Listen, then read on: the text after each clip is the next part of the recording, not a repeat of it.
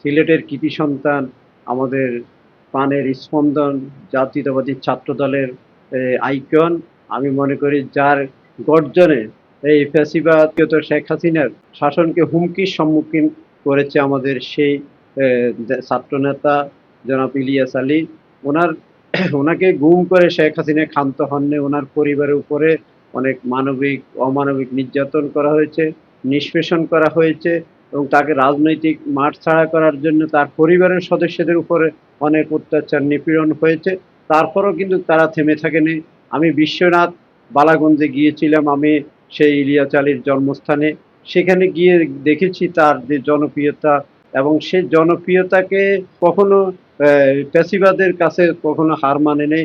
এবং বিশেষ করে ইলিয়াস আলী ভাইয়ের সহধর্মিণী আমাদের লুনা ভাবি, যে ইলিয়াস আলীর পরবর্তী সময় যে নেতৃত্ব দিয়েছে তার শূন্যস্থান পূরণ করার মতো, এবং বিগত সময়ে যিনি জীবন বাজি রেখে একদিকে তার স্বামী গুম হয়েছে, অন্যদিকে এলাকার নেতা কর্মীদেরকে তিনি যেভাবে আগলিয়ে রেখেছে, তাদেরকে যেভাবে দিকপাল করেছে, এবং তাদেরকে বিশেষ করে বিগত সময়ে আন্দোলন সংগ্রামে তার অগ্রণী ভূমিকা ছিল। আমরা দেখেছি বিভিন্ন গণমাধ্যম বা বিভিন্ন বিভিন্ন যোগাযোগ মাধ্যমে আমরা তার ভূমিকা দেখেছি। এটা অত্যন্ত মাইল ফলক। আমি মনে করি ইলিয়াস আলীর যে আদর্শ, ইলিয়াস আলীর যে লক্ষ্য উদ্দেশ্য ছিল, সে আদর্শ এবং লক্ষ্য উদ্দেশ্য বাস্তবায়নের জন্য এই লুনা বাবির যে অগ্রণী ভূমিকা, সেটা আসলে সিলেটবাসী আমি মনে করি সদ্য ঘোষিত যে তার তার নাম ঘোষণা করা হয়েছে এবং ধানের শীষের প্রতীকে প্রার্থী দেওয়া হয়েছে। আমি মনে করি ইলিয়াস আলীকে যে গুম করা হয়েছে, গুমের প্রতিশোধ হিসেবে অন্তত গণতন্ত্র পুনরুদ্ধার এবং দেশ এবং জাতির স্বার্থে ভেদাভেদ ভুলে গিয়ে আমরা এক কাতারে এসে বাংলাদেশ জাতীয়তাবাদী দলের পতাকা তোলে ধানের শীষের পক্ষে আমাদেরকে গণজোয়ার তুলতে হবে, এবং সেই সাথে আমাদেরকে অবশ্যই বিপুল ভোটে বিজয় করে আনতে হবে সেই লুনাবাবিকে।